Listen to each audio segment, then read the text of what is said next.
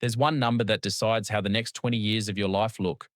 Either you keep trading your hours for a salary, or your portfolio pays your bills while you sit on a balcony in Southeast Asia with a coffee that costs $2.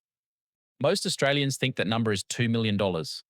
In Sydney or Melbourne, they're not far off. But move the same portfolio to Chiang Mai, Penang, or Da Nang, and the maths changes enough to pull your freedom forward by about 10 years. There are four things that decide whether this actually works. One of them takes away roughly a quarter of the income most people are counting on, and hardly anyone brings it up. Start with what life really costs over there. In Chiang Mai, a single person can rent a modern one-bedroom apartment, eat out most days, run a scooter, and pay for a gym, internet, and a phone plan for around 32,000 baht a month. The Australian dollar buys about 23.4 baht in late August 2026. So that comes to roughly $1,370 a month, or $16,500 a year.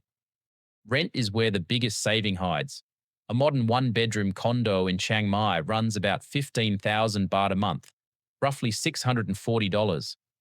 The same standard of place in Sydney sits closer to $2,800, and the Chiang Mai building usually has a pool downstairs. Kuala Lumpur and Penang cost more once you add air conditioning and a car. A couple there needs closer to $2,200 a month. Da Nang and Ho Chi Minh City can come in under both, as long as you stay out of the expat suburbs. Those numbers cover a comfortable life. What they leave out are the costs that show up about 3 years in. Private health cover for a 45-year-old runs between $3,000 and $6,000 a year, and the price climbs fast after 60. Then there are flights home, visa renewals, dental work, a new laptop, and the odd year where the Australian dollar drops 15%. So a fair yearly budget is $30,000 for one person and about $48,000 for a couple. Planning around the holiday version of those figures is how people end up selling shares during their first bad year. Now the income side. Vanguard's Australian Shares High Yield ETF is one of the most popular income funds in the country. Over the past 12 months, it paid about $2.98 per unit, and the unit price sits near $86. That's a cash yield of roughly 3.5%. Add franking credits and it looks more like 4.8%. Almost every dividend calculator online quotes that bigger number. For an Australian planning to live in Asia, it gives the wrong answer. Here's why. Once the tax office treats you as a foreign resident, franking credits stop coming back to you as cash. Fully franked dividends usually escape any extra Australian tax, which sounds great, and the trade is that you lose the refund attached to them. Unfranked dividends get taxed at up to 30%, often reduced to 15% under a tax treaty.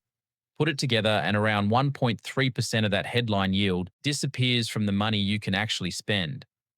What's left is close to 3.5% in real cash from an Australian high-yield portfolio. Mix in some global dividend shares and a little fixed interest, and 4% net becomes a fair figure to plan around in 2026. Run the maths at 4% and everything gets clearer. One person needing $30,000 a year needs $750,000 invested. Living simply in Chiang Mai or Da Nang on $22,000 a year brings that down to about $550,000. A couple spending $48,000 a year needs $1.2 million. Plenty of couples sit closer to that than they realize. Compare that with staying home. A couple living carefully in Melbourne needs around $85,000 a year after tax, at the same 4%. That calls for a portfolio above 2.1 million. The space between 1.2 million and 2.1 million is roughly a decade of saving for an average Australian household. That decade is the real prize here. And it's why so many people keep looking at this despite everything involved in moving overseas. The fourth thing is money you can't touch. Every long-stay visa in the region locks up cash that gives you nothing to live on. Thailand's retirement visa is for people 50 and over. You need 800,000 baht sitting in a Thai bank, about $34,000, or proof of 65,000 baht coming in each month, plus health insurance with 3 million baht of cover. Malaysia asks for far more. The entry-level silver tier of its My Second Home program wants a fixed deposit of 150,000 US dollars, around 210,000 Australian, plus a property purchase of at least 600,000 ringgit. That's another $208,000 on top. The Philippines is the cheapest door. Its retirement visa needs a 15,000 US dollar deposit if you're 50 or over and receive a pension of at least 800 US dollars a month. Without a pension, it's 30,000, and people aged 40 to 49 pay either 25,000 or 50,000. Indonesia sits in the middle, asking for 2 billion rupiah, or about $158,000. All of that money sits outside your income portfolio, so it gets added to your target instead of counted inside it. Picking a country before checking these figures is how people end up doing visa runs at 55. Currency deserves its own warning. Your dividends land in Australian dollars while your rent gets paid in baht, ringgit, or dong. Over the past 10 years, the Australian dollar has moved between roughly 20 and 25 baht. The same dividend payment can lose a fifth of its buying power without your portfolio falling a single cent. People who handle this well keep 2 years of spending money in cash, and they change money ahead of time while the Australian dollar is strong. There's also the question of whether the dividends keep showing up at all. In 2020, the big Australian banks cut or delayed their payouts. Portfolios built around 6 or 7 companies watched their income fall 30 to 40% in 1 year. The fix is simple enough. Hold Australian high-yield shares alongside global dividend shares and some fixed interest. You accept a slightly smaller headline yield and gain income that survives a rough year for a handful of banks and miners. Getting to $750,000 on a normal salary is arithmetic. Start with $100,000, invest $2,500 a month, average an 8% total return, and you cross the line in about 12 years. Lift it to $3,500 a month and it takes under 10. The strongest lever you have is the gap between what comes in and what goes out. That gap gets much easier to widen once a real city and a real number are attached to the goal. Timing matters too, because dividends don't care how old you are, while super very much does. Money inside super stays locked until your preservation age.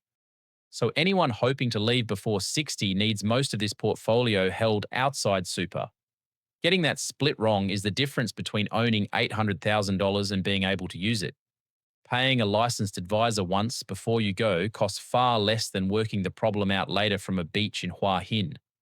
Health cover deserves one more mention because it decides how long the plan lasts.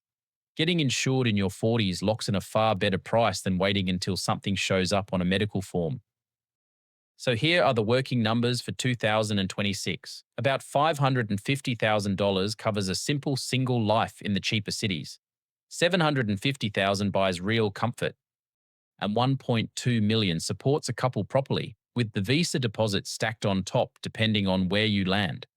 Those targets are within reach for far more Australians than the headlines suggest. The first real step is working out which one belongs to you. If this changed how your own timeline looks, do me a favor and hit the like button, subscribe to the channel and turn on notifications so you don't miss the next one. I'll see you there.